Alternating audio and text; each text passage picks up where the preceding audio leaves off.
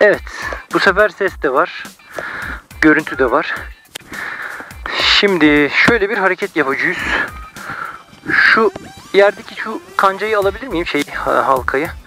Eyvallah, teşekkür ederim. Bu kancadan geçiyor. Şöyle alttan geliyor. Tamam mı? Şuradan geçiyor. Bana geliyor. Rüzgar yönü hafif sağlı. Şimdi orada ip fazlalığı var ya, onu aldırtacağız da şeye. Radyo kontrol duyuyor musun baba? Radyo ses kontrol. Radyo. Ya bu ne lanet bir şey ya. Ya bunun soketi beni çıldırtacak ya. Vallahi billahi arkadaş. Anlaşılmadı. Hocam şimdi ipteki boşluğu biraz alacağız. Yerde biriken ip vardı ya. Onu yavaş yavaş bir alsana. Burada bir 30 metre ip var fazladan. Motoru çalıştıracak şimdi de. Evet arkadaşlar. İkinci test uçuşumuz. Vinçle yüksek irtifa yapmak için 500 metre ip ekledik. Şimdi bunun uçuşunu gerçekleştireceğiz. Göl başındayız. İpin tamamını açtık. Rüzgar karşıdan geliyor. Rüzgar biraz az geliyor sadece. Şimdi onu bekleyeceğiz. Daha sonra bir de telsizde problem yaşadık. Telsiz hiç çalışmıyor. Yani bu telsizi artık komple kökten çözeceğim ben. Şimdi durum böyle. Telefonla bir arkadaşımız Yakup Merdan var. O yardımcı oluyor. O telefonla bağlantıyı sağlayacak. Ona göre ben de kalkış yapacağım. Şimdi rüzgarı bekliyoruz. Karşıdan esiyor ama az esiyor. Yani bir 10 kilometre 15 kilometre rüzgar esmesini bekliyorum. Sonrasında gayet güzel kalkış yapacağız. Güzel. Abi sen bana yakın dur, tamam mı? Hazır mıyız? Hazır mıyız baba?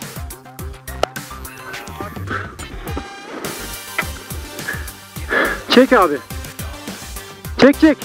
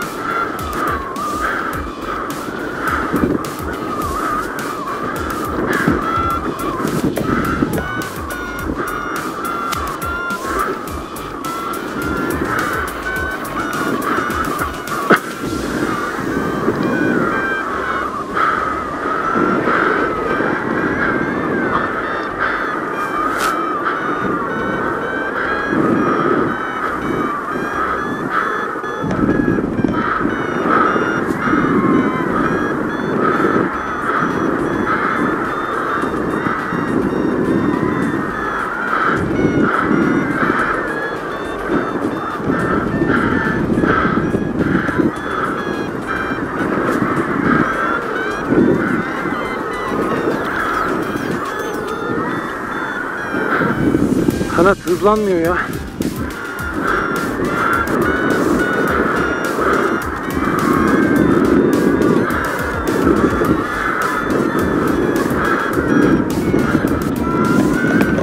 Baba çok az çekiyorsun. Çok çekmen lazım. Çok az çekiyorsun.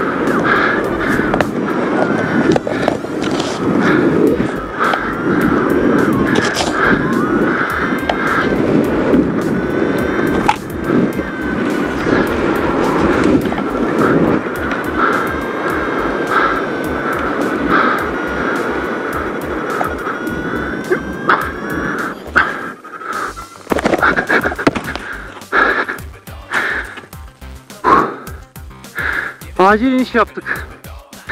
Acil iniş yaptık arkadaşlar. Kanadı park edelim. Evet.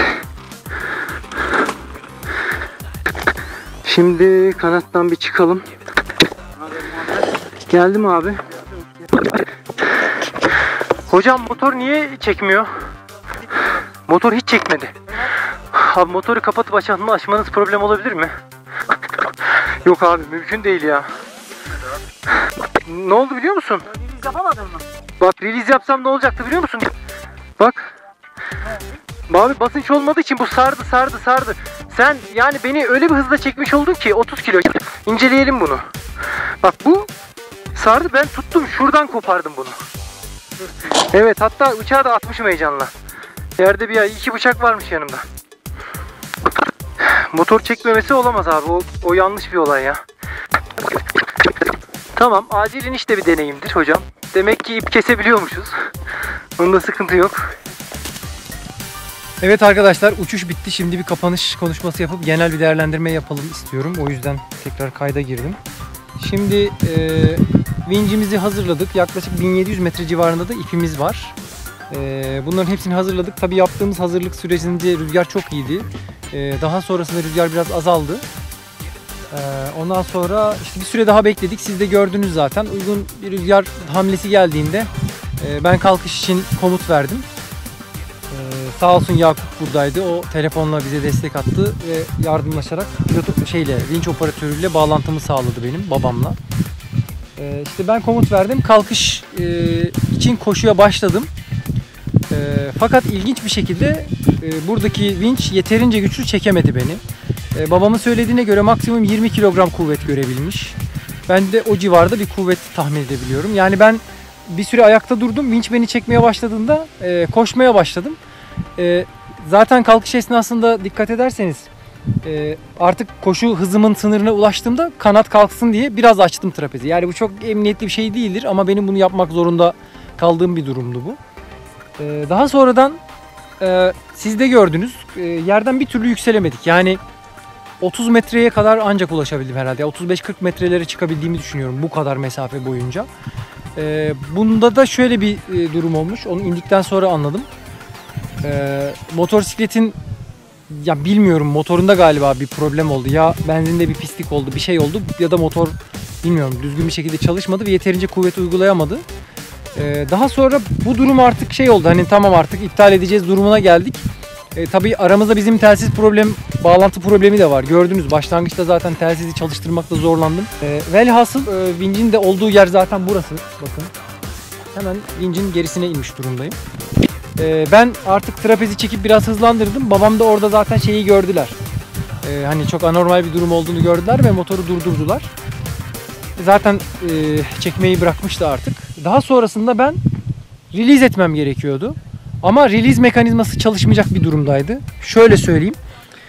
Şimdi bizim burada şöyle göstereyim arkadaşlar. Bu çok önemli çünkü de o yüzden hani basit bir iş gibi görünüyor da yaptığımız şey bazen çok aklınıza gelmeyecek problemler tahmin etmeyeceğiniz sonuçlara ulaştırıyor. Şimdi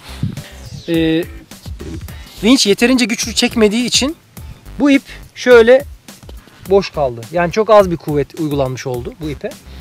Böyle olunca da ipteki yani burada bağlı olan paraşüt veya ipin kendi üzerinde bulunan dönme etkisiyle bu şekilde bu sarıldı. Bakın şöyle göstereyim. Bu şöyle havada sarıldı. Ve bu sarmal buralara kadar geldi. Yani şuraya kadar ip aslında kilitliydi. Bura benim release edeceğim yer. Ve burası tamamen şu nokta, gördüğünüz bu nokta tamamen sarılıydı.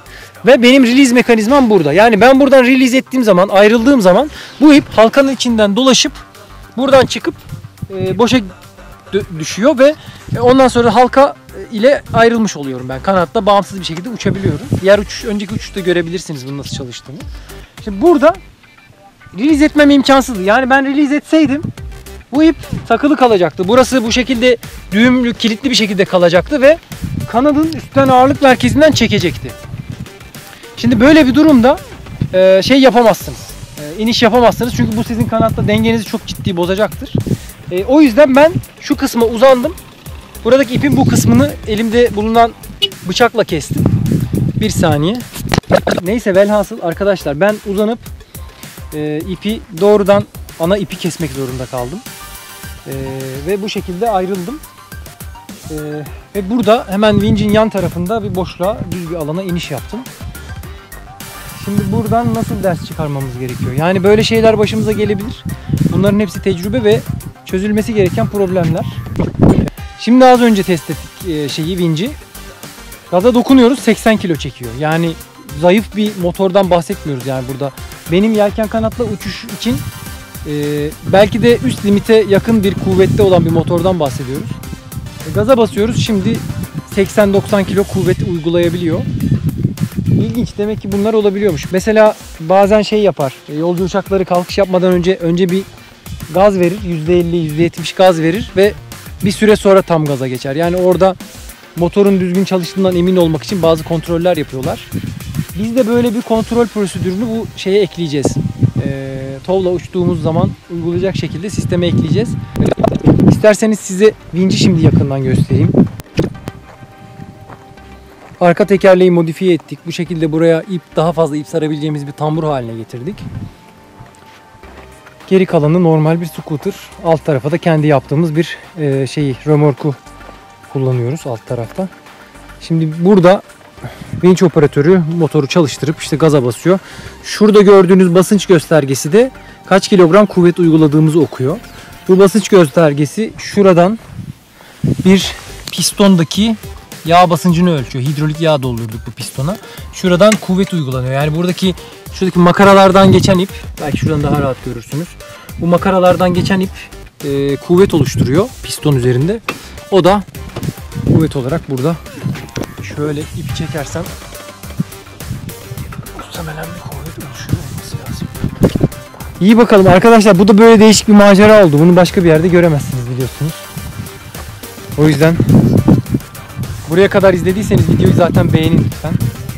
Sonra diğer acayip değişik videolarımı görmek için ya şurada bir boncuk var, ona basarak bakabilirsiniz. Oraya bir playlist koyacağım. Bugünün uçuşu da böyleydi. Kısa günün kârı bu kadarmış. Görüşürüz. Kendinize iyi bakın. Hoşça kalın.